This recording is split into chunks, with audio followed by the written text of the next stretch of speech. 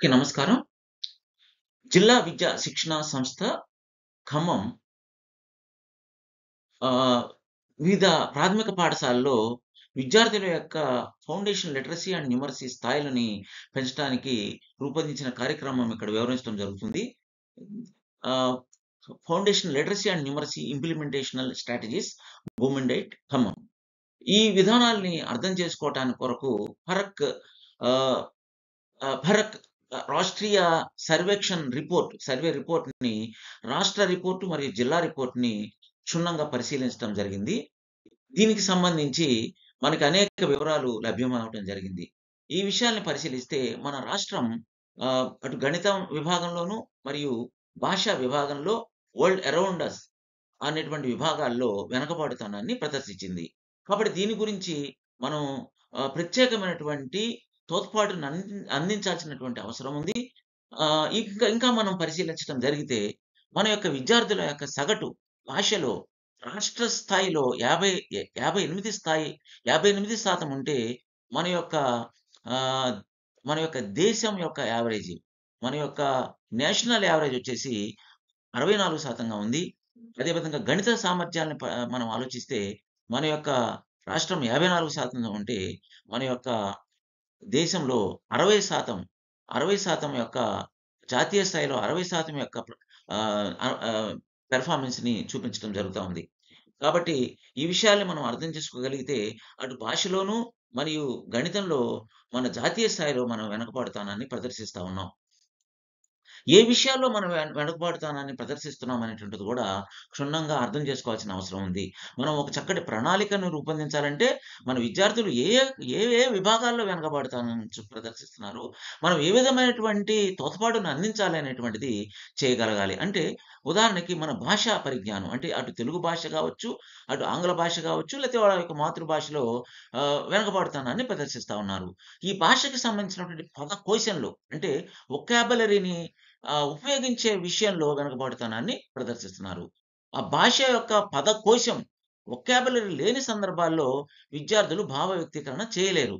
అదే విధంగా సి 10.5 అనేటువంటి కాంపిటెన్సీ మనం పరిశీలిస్తే మన విద్యార్థులు విషయాలని చదవలేకపోతున్నారు. స్వతహాగా చదవలేకపోతున్నారు. వారు ఒక కథని చదవలేరు. వారి యొక్క లెవెల్‌కి సంబంధించినటువంటి సూటెడ్‌గా ఉన్నటువంటి వాళ్ళ యొక్క స్థాయికి సంబంధించినటువంటి ఒక కథని చదివి దానిలో ఉన్న సారాంశాన్ని వాళ్ళంతట వాళ్ళు అర్థం చేసుకొని ఆనందించలేకపోతున్నారు. అదే విధంగా దాంట్లో ఉన్నటువంటి క్యారెక్టర్స్ ని వాళ్ళు అర్థం చేసుకోలేకపోతా ఉన్నారు.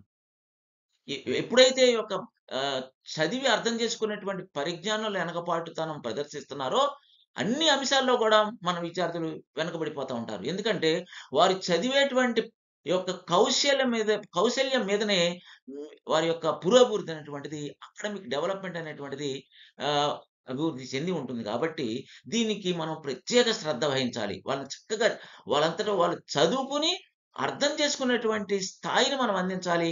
అర్థం చేసుకునేటువంటి యొక్క తోడ్పాటుని తప్పకుండా వెంటనే అందించాల్సినటువంటి అవసరం ఎంతైనా ఉంది. అదే విధంగా మన విద్యార్థులు ఎప్పుడైతే చదివి అర్థం చేసుకోలేరో, వాళ్ళ నిత్య జీవితానికి అవసరమైనటువంటి పరిజ్ఞానం అంటే, ఒక సిరప్ బాటిల్‌ని తీసుకొని దాంట్లో ఉన్నటువంటి అంశాలని వాళ్ళు చదవలేరు. ఏదైనా ఒక వస్తువుని కొనే సందర్భంలో దాని వెంట ఇన్‌స్ట్రక్షన్స్ ఏవైతే ఉంటాయో, వాటిని చదివి అర్థం చేసుకోలేరు. వారి జీవితాన్ని ఉపయోగించుకోలేరు. అదే విధంగా వారికి సంబంధించినటువంటి అనేక రకాలైనటువంటి ప్రభుత్వానికి సంబంధించినటువంటి అనేక సూచనలు గావచ్చు. తర్వాత జీవితానికి ఉపయోగపడే సూచనలు కూడా వాళ్ళు అర్థం చేసుకోలేరు. పురోభివృద్ధి చెందలేరు. కాబట్టి చదివి అర్థం చేసుకునేటువంటి విషయం అనేటువంటిది చాలా ప్రాధాన్యత కూడి ఉన్నటువంటిది ఈ యొక్క విద్యలో. కాబట్టి దానికి ప్రత్యేకమైనటువంటి మనము చర్యలు తీసుకోవాల్సిన అవసరం ఎంతైనా ఉంది. ఇంకపోతే ఇదే విధంగా లెక్కల్లో కూడా కొన్ని అంశాల్లో వారు వెనకబడి ఉన్నారు. ఇప్పుడు మనం ముఖ్యంగా భాషా కౌశలాన్ని పెంచేటువంటి దాంట్లో మనము ప్రత్యేక శ్రద్ధ వహిద్దాము. ఇప్పుడు మన యొక్క జిల్లా యొక్క స్థాయిని గూడా మనము సమీక్షించడం జరిగితే ఖమ్మం జిల్లా స్థాయి మరియు అటుపక్క రాష్ట్ర స్థాయి కంటే గూడా మరియు జాతీయ స్థాయి కంటే గూడా ముందంజలో ఉంది. ఖమ్మం జిల్లా ఓవరాల్ పెర్ఫార్మన్స్ 67% ఉంటే, మన రాష్ట్ర స్థాయి 58% మరియు దేశ స్థాయి జాతీయ స్థాయి 64% ఉంది. అయినప్పటికీ మన యొక్క ఉద్దేశ్యం, మన యొక్క ఎయిము 100% పెర్ఫార్మన్స్ కాబట్టి దీనికి సంబంధించినటువంటి చర్యలు తప్పకుండా జిల్లాలో తీసుకోవాల్సిన అవసరం ఎంతైనా ఉంది. ఇంకా ఎక్కడైతే మన విద్యార్థులు రాష్ట్రంలో వెనకబడుతనాన్ని చూపించారో, అదే విషయాల్లో, అదే అంశాల్లో జిల్లాలో కూడా వెనకబడుతనాన్ని ప్రదర్శిస్తున్నారు. దీనికి సంబంధించి పరక్ అనేటువంటి సర్వే అనేక రకాలైనటువంటి ఆహ్, అంశాలపైన ఏ అంశాల మీద దృష్టి పెట్టాలి? ఏ విధంగా మనము విద్యార్థులను అభివృద్ధి చేయాలనేటువంటి సూచనలు ఇవ్వటం జరిగింది. అనేక రకాల స్ట్రాటజీస్‌ని వాళ్ళు అందించడం జరిగింది. వీటినన్నీ క్షుణ్ణంగా పరిశీలించి, వాటిని పురోభివృద్ధి చేస్తూ, తరగతి గదిలో చక్కగా వాటిని అనుసరిస్తూ మంచి ఫలితాలు సాధించడానికి కృషి చేయటం జరుగుతా ఉంది. ఉదాహరణకి ఇక్కడ తీసుకుంటే భాషకి మరియు మానసిక పురోభివృద్ధికి సంబంధం ఉంది. ఇది శాస్త్రీయంగా రుజువు చేయబడినటువంటి అంశం.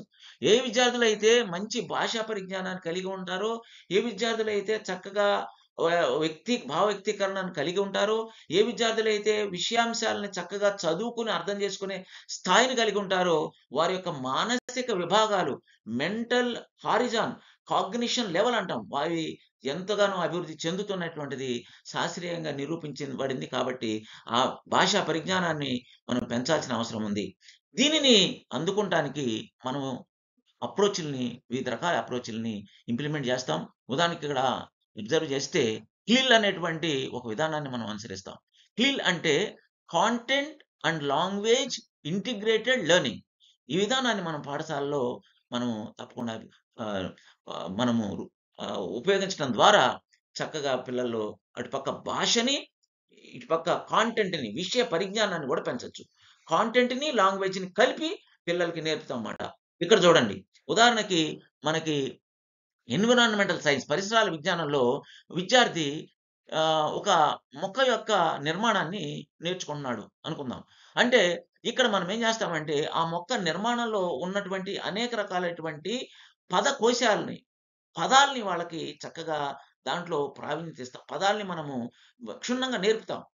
ఈ నేర్పిన తరువాత విద్యార్థులకి దానికి సంబంధించిన సమాచారాన్ని ఇండివిడ్యువల్‌గా, వ్యక్తిగతంగా వాళ్ళంతట వాళ్ళే చదువుకొని అర్థం చేసుకోమంటాం. అంటే మనం చదివి వాళ్ళకి అర్థం చెప్పటం కాదు. వాళ్ళంతట వాళ్ళు చదువుకోవటానికి మనము సహాయంగా ఉంటాం. Will be learner. Will be facilitator there. వాళ్ళకి చక్కగా అది చదువుకోమన్నప్పుడు వారికి ఏ విధమైన అబ్‌స్ట్రక్షన్ ఉండదు. చక్కగా చదువుకుంటారు.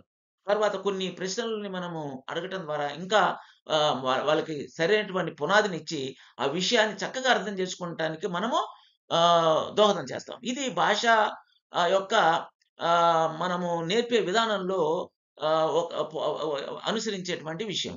దీనిని మనము కాంటెంట్‌లో కూడా ఉపయోగించడం ద్వారా ఒక పక్కన కాంటెంట్‌ని అంటే విషయ పరిజ్ఞానాన్ని, భాషని చక్కగా మనం నేర్పడానికి అవకాశం ఉంటుంది.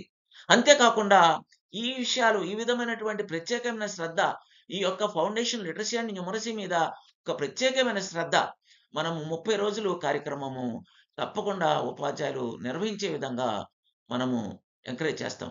అంటే ఏంటంటే 30 రోజులు వారు ప్రతిరోజు గూడా ఈ యొక్క foundation literacy, numeracy minimum learning levels వచ్చేటందుకు దోహదం చేయాలి. అంటే ఇక్కడ అందరూ కూడా గమనించాల్సిన విషయం ఏందంటే, విద్యార్థులు ఒక స్థాయిని అందుకున్న తర్వాత మనం చేసేటువంటి పని తగ్గుతుంది. వాళ్ళంతట వాళ్ళే చదువుకుంటారు. వాళ్ళంతట వాళ్ళే ఇండిపెండెంట్ రీడర్స్‌గా మారితే ఉపాధ్యాయుడి యొక్క శ్రమ తగ్గటం, విద్యార్థుల పురోభివృద్ధిని క్రమంగా చూస్తాం మనకు జరుగుతా ఉంది. అందువల్ల మినిమమ్ లెర్నింగ్ లెవెల్స్ వచ్చే వరకు కూడా మనం కృషి చేయాలి. అంటే ప్రతిరోజు ఒక 2 గంటలు మనము విద్యార్థుల్ని నిత్య జీవితాన్ని తరగతి గదిలో ప్రదర్శింపజేస్తాం. అంటే మనం కాంటెంట్ కాదండి ఇక్కడ. మనము పుస్తకాల్లో ఉన్నటువంటి పరిజ్ఞానము కాకుండా నిత్య జీవితాన్ని అనుసంధానం చేస్తూ ఆ పరిజ్ఞానాన్ని, భాషని చక్కగా నేర్పుతాం. అది ఎలా చేస్తాం అనేటువంటిది చూద్దాం ఇక్కడ. ప్రతిరోజు కూడా వాడి జీవితానికి సంబంధించిన విషయాలు మనం చర్చిస్తాం.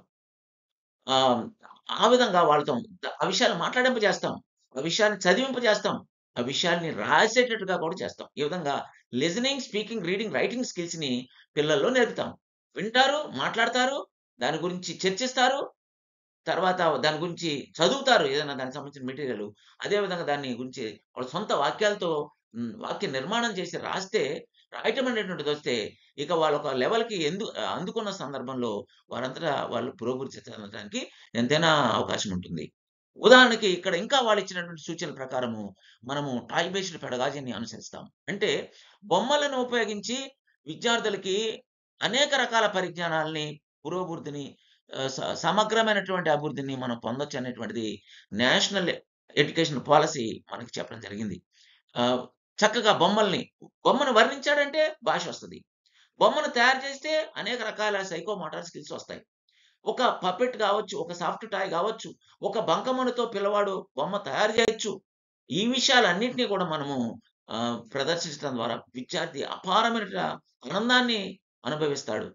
తద్వారా ఆ పిల్లవాడు యొక్క విషయాల మీద ఆహ్, ప్రత్యేకమైన శ్రద్ధని, ఆసక్తిని పెంపొందించుకొని తద్వారా పురోభివృద్ధి అనేటువంటిది జరుగుతుంది. కాబట్టి టాయ్ బేస్డ్ పెడగాజీని మనం ఉపయోగిస్తాము. బంకమణితో బొమ్మలు చేపిస్తాము. సాఫ్ట్ టాయ్‌లని వర్ణింపజేస్తాము. అనేక రకాల యొక్క బొమ్మల్ని వ వివిధ రకాలుగా మనము పపెట్ల ద్వారా విద్యార్థులు భాషని వాళ్ళు ప్రదర్శింపజేసే విధానాలను రూపొందించి వాటిని అనుసరిస్తాము. అంతే ఇన్ ఇన్ అంతే కాకుండా ఇంకొక ముఖ్యమైన విషయం సూచన మనకిచ్చిందేందంటే, మనము చక్కగా మన యొక్క విద్య మన యొక్క దేశ సంస్కృతి, సాంప్రదాయాల్ని పునాదిగా ఉండాలి మన విద్యలో. The foundation should be our natural and cultural heritage. కాబట్టి దీని మీద కూడా దృష్టి పెడతాం. అంటే ఉదాహరణకి ఒక గ్రామంలో ఒక చక్కటి దేవాలయం ఉండొచ్చు. ఒక చారిత్రక ప్రదేశం ఉండొచ్చు. ఇది చర్చ్ గావచ్చు, ఇది మాస్క్ గావచ్చు. ఆ యొక్క ఒక ఉదాహరణకి నేలకొండపల్లిలో ఒక బౌద్ధ స్తూపం గావచ్చు. ఈ విషయాలని ఎప్పుడైతే మనము తరగతి గదిలో పిల్లలకి పిల్లల ద్వారా వాటిని మనం ఇంకా మనము అవగాహన పెంచుతామో, వాటిని మనం ఎప్పుడైతే చర్చిస్తామో, విద్యార్థుల్లో ఒక చక్కటి అవగాహన, భాషా పరిజ్ఞానము, అనేక రకాలైనటువంటి కౌశలాలు అభివృద్ధి చెందుతాయి. కాబట్టి ఉదాహరణకి ఖమ్మం జిల్లాలో కూసుమంచి గ్రామంలో పురాతనమైనటువంటి శివాలయం ఉంది. దాన్ని ఆ గ్రామ ప్రజలకి తెలిసినట్టుగా మనకి తెలియదు. ఆ గ్రామంలో ఉన్న ప్రజలు దాని మీద ప్రత్యేకమైనటువంటి అభిమానం ఉంటుంది. వాటిని మనము పాఠశాల తరగతి గదిలో చర్చింపజేస్తాం మాట. అంటే bring that means outside life into class room. Linking everyday life to everyday life to education. These are the core principles, very important principles, the crucial principles every one of us should bear in mind. Let's come to next one. In the same way, uh, we help our students to discuss various crops. ఉదాహరణకి ఒక విలేజ్‌లో ఉండేటువంటి రకరకాలైనటువంటి పంటల గురించి వారి కుటుంబంలో చర్చిస్తారు. ఆ విషయాలు ఉపాధ్యాయుడు గాని చర్చిస్తే పిల్లోడు అపారమైన ఆనందాన్ని పొందుతాడు. చూడండి. అదే విధంగా ఇది ఒక మిర్చి సాగు గావచ్చు, ఒక పత్తి గురించి గావచ్చు, అనేక రకాల దానికి సంబంధించిన పదకోశం ఉంటుంది. దానికి సంబంధించిన విషయాలు చర్చిస్తారు. వరిని నాటడం అంటారు. వరిని కోయటం అంటారు. అదే విధంగా పత్తిని సంబంధించిన విషయాలు గావచ్చు, మేజ్ గావచ్చు, అదే విధంగా ఈ యొక్క ఆయిల్ పామ్ గావచ్చు. వివిధ రకాలైన అంశాలు ఉపాధ్యాయుడు చర్చించాలి. పిల్లలతో మాట్లాడింపజేయాలి. పిల్లలతో ఎప్పుడైతే మాట్లాడిస్తామో సంబంధించినటువంటి ఒక స్పీకింగ్ స్కిల్ అంటామో అది అది పురోభివృద్ధి చెందుతుంది. తప్పకుండా పిల్లలు ఆనందంతో భాషను నేర్చుకుంటారు. ఇంకొక విషయం మనం అనుసరించేదేంటంటే authentic material in the teaching of language. Authentic material అంటే మనము ఈ యొక్క సమాచారం అనేక రకాలైనటువంటి సమాచారాలు అవి అవి పాఠశాలలో ఒక టీచింగ్ లెర్నింగ్ మెటీరియల్‌గా ఉపయోగించడానికి తయారు చేయలేదు. కానీ వాటిని మనం పాఠశాలలో ఉపయోగిస్తాం. ఉదాహరణకి డెంగ్యూ ఈజ్ ప్రివెంటబుల్. ఇది సెంట్రల్ గవర్నమెంట్ పోస్టర్ ఉంటదనుకోండి. దానిని మనము ఉపాధ్యాయుడు ప్రదర్శిస్తారు. ఈ విధంగా ఎన్విరాన్మెంటల్ సైన్స్‌కి లింక్ చేస్తారు. ఈ విధంగా ఆ విషయాలు ఎప్పుడైతే చూస్తున్నారో విద్యార్థి ఇది నా జీవితానికి సంబంధించింది కాబట్టి దీన్ని చక్కగా నేర్చుకోవాలనేటువంటి ఒక ఆకాంక్షను పెంచుకుంటాడు. తద్వారా దానిని చదవటం ద్వారా, దాన్ని చర్చించడం ద్వారా, దాని గురించి మాట్లాడటం ద్వారా విద్యార్థి భాషను నేర్చుకుంటాడు. అదే విధంగా ఒక రెసిపీ గావచ్చు. అదే విధంగా అనేక రకాలైనటువంటి పోస్టర్‌లు, బ్రోచర్‌లు గావచ్చు మనం ఉపయోగించాలి. ఇంకా ఇక్కడ చూడండి ప్రాథమిక స్థాయిలో ముఖ్యంగా 1, 2, 3 తరగతుల్లో ఒక విషయాన్ని వర్ణించటం అనేటువంటిది ఒక ప్రాధాన్యత అంశం భాషలో. అంటే ఇక్కడ వారు వారు ఉపయోగించేటువంటి నిత్య జీవితంలో ఉపయోగించేటువంటి సోపు గావచ్చు, వారు పేస్ట్ గావచ్చు వర్ణిస్తారు. ఇది నా సోపు. దీని పేరు రెక్సానా దాన్ని రాస్తారు. దాన్ని రాయటం ద్వారా ఏ విధంగా ఒక ఆ టైటిల్ ఉందో దాన్ని బోర్డ్ మీద రాస్తే పిల్లలకి రాసే పరిజ్ఞానం పెరుగుతది. అదే దాని మీద ఉన్న అనేక రకాల వివరాలు దాని యొక్క దాని యొక్క వెయిట్ ఎంతుంది? దాని యొక్క కాస్ట్ ఎంతుంది? అనేక విషయాలు పిల్లలు మాట్లాడితే ఒకటో తరగతి పిల్లలు మాట్లాడితే వాళ్ళు రోజు ఉపయోగించేది కాబట్టి దాని మీద ప్రత్యేకమైనటువంటి ఆసక్తి ఉంటది. ఆకాంక్ష ఉంటది. అనేక దాని మీద ఆనందం ఉంటది పిల్లల్లో. వాటిని మనం ఉపయోగించగలుగుతాం. అదే విధంగా పిల్లలు వాళ్ళకి పాఠశాలను వర్ణిస్తారు. పాఠశాలను వర్ణింపజేయొచ్చు. అదే విధంగా వాళ్ళు వివిధ రకాల డ్రా వాళ్ళకి తెలిసినటువంటి అనేక రకాలైనటువంటి గ కూరగాయలకు సంబంధించినటువంటి విషయాలు చక్కగా ఈట్ రైట్ అనేటువంటి మన యొక్క సెంట్రల్ గవర్నమెంట్ ఇంప్లిమెంట్ చేసినటువంటి ఆ విషయాన్ని కూడా మనం చర్చించొచ్చు. Eat right. ఆహ్, ఆరోగ్యానికి సంబంధించిన విషయాలు గూడా ఈ యొక్క ఆహ్, కార్యక్రమంలో మనము చర్చించొచ్చు. అదే విధంగా పిల్లలు వాళ్ళ కుటుంబ సభ్యుల గురించి పరిచయం చేస్తారు.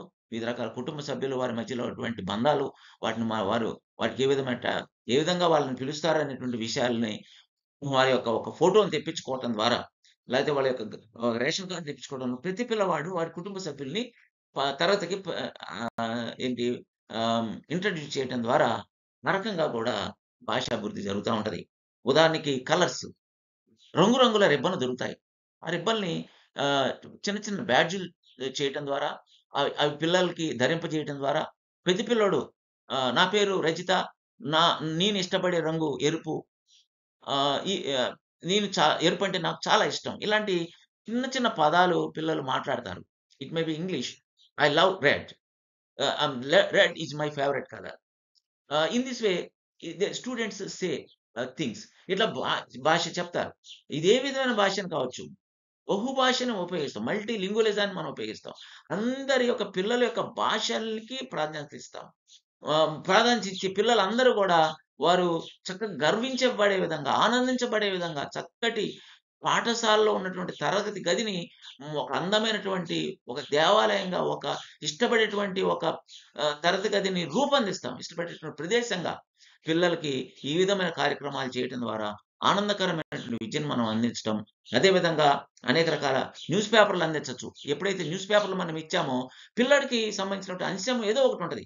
అంశాన్ని చదవమనాలి. అంశంని చర్చించమంటం ద్వారా పిల్లలు చక్కగా భాషను నేర్చుకుంటారు. ఒక వివిధ రకాల మ్యాగజైన్స్ కావచ్చు. అదే రకంగా మనం అనేక రకాల పుస్తకాలు మనం పాఠశాలలో ఇవ్వటం జరిగింది. లెవెల్ సూటెడ్‌గా ఉన్నటువంటి స్టోరీ పుస్తకాల్ని విద్యార్థుల్ని చదివింపజేయటం ద్వారా కూడా మనము చక్కటి భాషని మనం అభివృద్ధి చెందించొచ్చు. నోటీస్ బోర్డ్ కావచ్చు, లేకపోతే ఒక బ్రోచర్ కావచ్చు. బ్రోచర్స్ ఉదాహరణకి మనము టీవీ లేకపోతే రిఫ్రిజిరేటర్ షాపుల్లో అనేక రకాల బ్రోచర్‌లుంటాయి. They are no cost material. వాటిని తీసుకొచ్చి విద్యార్థులు చూసి దాంట్లో అంశాల్ని మాట్లాడమనొచ్చు. ఈ విధంగా నిత్య జీవితంలో మన నిత్య జీవితానికి మన యొక్క విద్యని అనుసంధానం జేయాలి. అది ఒక బ్యాంక్ విత్‌డ్రాయల్ ఫార్మ్ గావచ్చు, ఒక సబ్‌స్క్రిప్షన్ ఫార్మ్ గావచ్చు, ఒక రైల్వే రిజర్వేషన్ ఫార్మ్ గావచ్చు. అనేక రకాల నిత్య జీవితానికి సంబంధించినటువంటి అంశాలని తరగతి గదిలో చర్చించడం ద్వారా మనము చక్కటి ఫౌండేషన్ లిటరసీ, న్యూమరసీని మనము సాధించగలుగుతాము. అదే విధంగా మొబైల్ లెర్నింగ్‌ని గూడా మనము పురోభివృద్ధి చేయొచ్చు. అదే చక్కటి సాధనం. విద్యార్థులకు అందుబాటులో ఉండే సాధనం మొబైల్. దీనిని వాళ్ళు పాజిటివ్‌గా చక్కగా ఉపయోగించే నైపుణ్యాలని చిన్నతనం నుంచి కూడా నేర్పొచ్చు. ఉదాహరణకి గణిత ఉపాధ్యాయులు మనము ఒక చిన్న టాస్క్ ఇవ్వచ్చు పిల్లలకి. అదేంటంటే పిల్లలు మీరు ఇంటి వద్ద మీ యొక్క మొబైల్‌ని ఉపయోగించి మన ఇంటి నుంచి యాదగిరిగుట్టకు పోవటానికి ఏ ఏ మార్గం అనువుగా ఉంటుంది? ఏ విధానం ద్వారా పోవాలి? ఎంత సమయం పడుతుంది తెలుసుకొని రేపు క్లాస్‌కొచ్చి తెలియచేయండి. అలాంటి టాస్కులు మనం ఇవ్వటం ద్వారా కూడా చిన్నతనం నుంచి యొక్క యాక్సెసింగ్ నాలెడ్జ్ ఇన్ ఇంటర్నెట్ అనేటువంటి విషయాల మీద కూడా మనము పిల్లలకి సహాయం చేసి పురోభివృద్ధి చెందే విధంగా చేయొచ్చు. ఈ విధంగా చక్కటి అనేక రకాలైనటువంటి సూచనలు సర్వే సూచించినటువంటి సూచనల్ని ఉపయోగించి మనము పాఠశాలలో చక్కటి ఫౌండేషన్ లిటరసీ, న్యూమరసీ రూపొందించడం ద్వారా విద్యార్థుల పురోభివృద్ధికి దోహదం చేయొచ్చని స దృఢంగా నమ్ముతూ మీకందరికి కూడా హృదయపూర్వకంగా ధన్యవాదాలు తెలియజేస్తున్నాను. Thank you so much.